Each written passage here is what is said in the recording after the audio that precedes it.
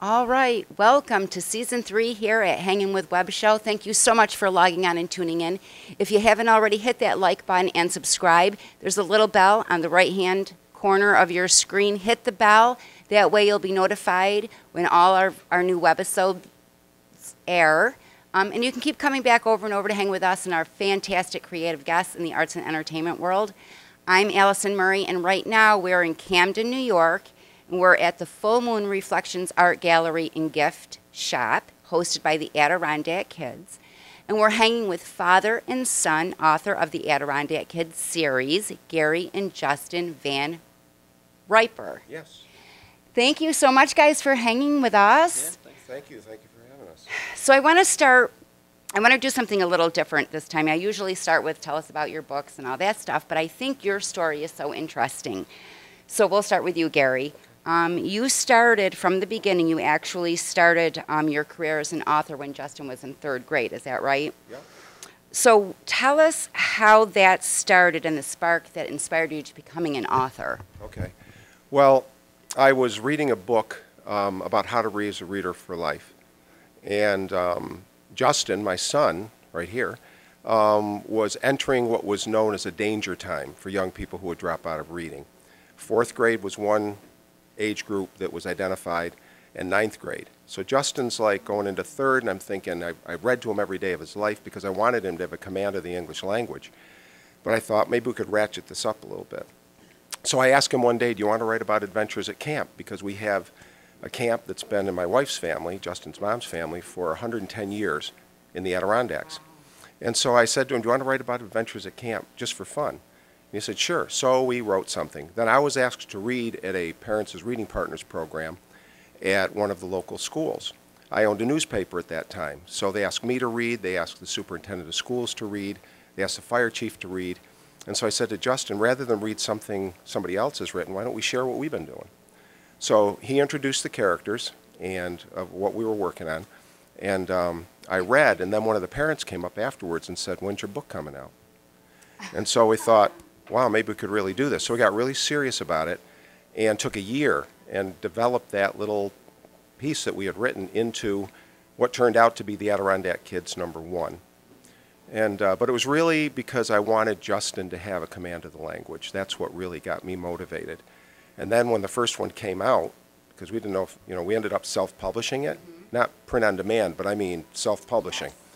We didn't know if anybody'd be interested in it. I was coaching, and I took our coaching money, and after we did the writing process, Justin and I, and he was in 3rd grade, he helped write it, helped then work on putting it together, the publishing aspect, and so we had 2,000 copies delivered to our house. And we didn't know if anybody, well, my wife's got a big family, so we said, okay, there's 6 copies, and there's grandma and grandpa. But we did a book signing when Borders was still open. We were in Syracuse, New York, and we sold 100 books at that book signing. And then we said, okay, people like this. So those 2,000 books that we ordered with my coaching money were gone within about 3 months. And then we said, all right, let's do #2. And then there's 3. So we've been doing 1 book a year now for 17 years. And we've sold over 150,000 copies in the series so far and counting. I mean, it's still going. So that was kind of a brief thumbnail sketch of the background, how we got started and what's happened over the years. That's fantastic.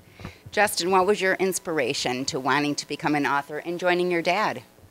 Well, believe it or not, and this might sound a little corny, but my dad really was the inspiration to continue writing. Like he said, he always wanted to keep me engaged in reading and writing, so we spent a lot of time together, pretty much from the time I was born till the time I was 12, 13, 14 years old, reading every single day together. And sometimes at night, because there was a lot of time we'd spend together every single night. Kids go out and play catch and whatever, and we'd do that, but we'd also come in and we'd play catch with words, like he always says. And so we'd be sitting there reading a book at night, and then we'd start changing the endings of it and start laughing our heads off, and having a great time. But that really kept me engaged in literature and children's reading because I was a kid. And so we did that, and then we started doing little books together when I was 5, 6 years old, just stapling paper together and drawing it. I mean, writing storylines and stuff like that. And that was a lot of fun. And so that urge to write, I guess, never really went away. When I was in 3rd grade, 4th grade, I was one of the only students, my teachers, that allowed me to use dialogue in my essays and stuff like that because they knew, okay, well, we've seen what he can do, so we'll let him really kind of have fun with it. So, you know, shout out to my teachers in elementary school. Thanks for letting me do that. So yeah, that urge really never went away, and so we kept at it 17 years, and here we are. It's incredible. I just love that. So you are father and son, and what are some of the creative challenges to working together and kind of working through those? Because I know Harry, my cameraman, he's my son. We butt heads every now and then. So what are some of the things that you do to kind of work through those? Okay, well, early on, it's funny because, well, early on, Justin would sit next to me. I'd be at the typewriter, or at the typewriter, yeah, the computer, and Justin would sit next to me, and he might look over my shoulder, and, you know, we always outline our stories first. So I'd be typing, and then Justin would say, "Wait a minute, Dad, you spelled the wrong." I said, "Well, I know, let me just get the thought out," you know, and stuff like that. But even with our very, very first book, actually, the Adirondack Kids number 1, first one that came out, this is a mail boat. There's a mail boat that's part of the story here.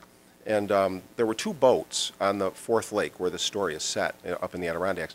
One was a pickle boat, and one was a mail boat. And I wanted the pickle boat because it was like a store on a boat, and it would go from dock to dock. And Justin said, "No, Dad, we should use the mail boat." And I said, "No, let's use the pickle boat." And, you know, in fact, when we first started doing speaking engagements together, Justin would say, because that question would come up, and Justin would say, "Yeah, me and my dad argue a lot."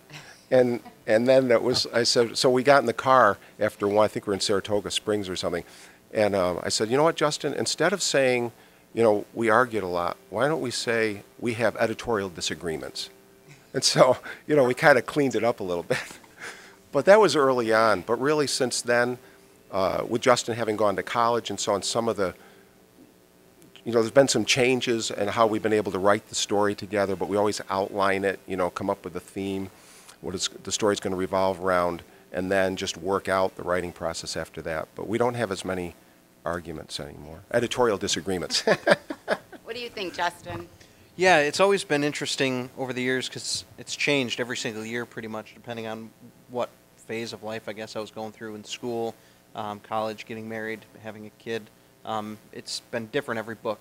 We can never go back and say each book worked out the same way. In book 5, when we were writing book 5, I was also off writing some of the coloring book storyline that we have because we have a coloring book for younger kids.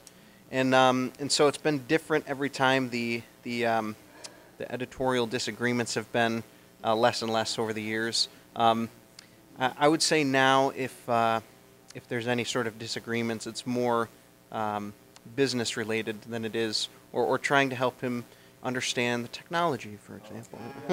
But no, really that's really where it is. We're able to, we've worked so long together and we work so well together, it's just easy to sit down and have a conversation, have something come out. Usually there's more laughing than there is anything else. So.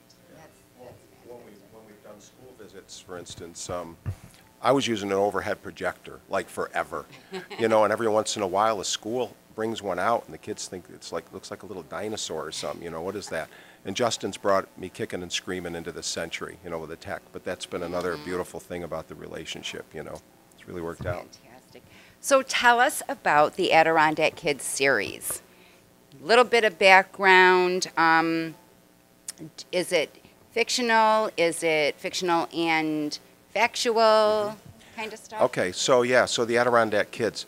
It's 3 characters. Justin, I don't know if we can see on the screen there, but it's Justin Robert, Nick Barnes, and Jackie Salisbury, these 3 best friends, and their cat Dax, short for Adirondacks, and that's their adventures in the Adirondack Park. So what we did was we developed these characters and placed them in wholesome adventures somewhere in the park. The epicenter for the stories is near our camp because that's where it kind of, you know, emanated from. So it's realistic fiction in that respect. And we try to revolve each story around an important person, place, or thing that's in the Adirondacks. So kids, when they do read, they're kind of, it's teaching without preaching. They're learning something about the park, some interest about the wildlife that's there, or maybe presidents that have vacationed in the Adirondacks or actually lived there, things like that.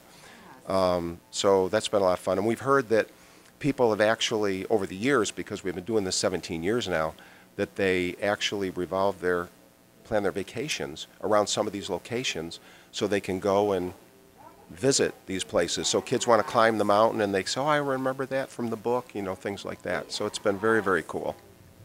Oh my gosh. So what's coming up for you after today? Are you planning on doing any more to add to the series? Are you working on new things? Yep. Working on number 18 right now. Justin actually had to do for our 17th book, which is the last one. You see a little scuba diver here. Well, Justin had to actually do some scuba diving. Justin always loved the live research that we had to do. And so in this case, he had to swim to the bottom of Blue Mountain Lake. And we won't tell you what's in the book. You got to read the book to find out what he found down there. But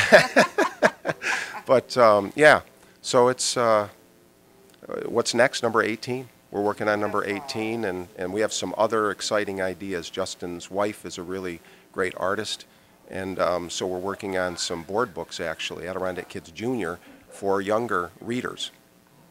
Fantastic. So who does your book covers? I love the art. Yeah, the cover work is all done by a lady my dad graduated high school with, Susan Loeffler. We had actually looked at 300-400 different illustrators' work, because you can go online and people will put up their portfolio because they want to get work. And we looked and we looked and we looked and we kept coming back to her work. She's just got this unique mix, and her work just pops. So we kept coming back to her, and it was really convenient that we knew who she was. And so yeah, she's done all of our covers, and she also did our coloring book as well, and our poster. So all of our color work is done by her, and she's fantastic. We appreciate her very much. Yeah, and then the black and whites, which the interior art. I had that newspaper I was mentioning, and so we had a political cartoonist who did the black and whites for the first 3. And then Justin said, Mom, could you try drawing this conductor from the Upper Hudson River Railroad for our 4th book? And gave her a photograph, and freehand, she did a phenomenal job, and so we hired her right then. And she works for a great rate. So yes. she's done all of our interior black and white work from book 4 on. Mm-hmm. Oh my God, it is. It's incredible. So where can people find you and your books? Well, obviously, they can go to www.adirondackkids.com. We have an online store there, and we sell autographed copies right from our house, but also throughout the Adirondack Park and through a lot of New York State regional bookstores, carry our books pretty much all over the state. Amazon.com. Yeah, they have all of our books on there too, and people can also go on Goodreads. You can't really buy them there, but all of the books are mentioned on Goodreads as well. We have. Very good. And you have a Facebook page? Yes. Yeah. Really active Facebook page. Very good. We're kind of excited about that because Justin's technology. We're also in 2018 going to be doing. We have a drone, and we're going to be actually going to a lot of locations where our books were set. And we're going to bring footage and bring little vignettes so people can actually see the places from the drone's perspective, but also from the landscape where we are. We got one of those GoPros, and we're having fun. We're having fun with it. We have some footage already, and we're really excited about it. Oh, incredible! Do we have time for a game? We don't have time for a game. I'm sad. Well, guys, we've had so much fun hanging with Justin and Gary today. I'm Allison Murray, but before we go, we'd like to thank our partners at Famous Faces and Funnies, Off the Chain Radio with Yvonne Mason, the Florida Book News, Word Fire Press, Space Coast Comics, our great friends at Someone Unique Magazine, Asylum Convention Entertainment Services with Heather Reed and Anthony DeRivi, and the Brevard Renaissance Fair. These are the folks that share our videos all over the World Wide Web, and we hope you will too. Don't forget to hit that like button, leave a comment, let us know what you think of today's show and our guests. You can also check our guest links below. Remember to subscribe, log on, and stay tuned to see who we're hanging with next. Thank you guys so much. Oh, that was awesome. That was fantastic. That was Thank you. really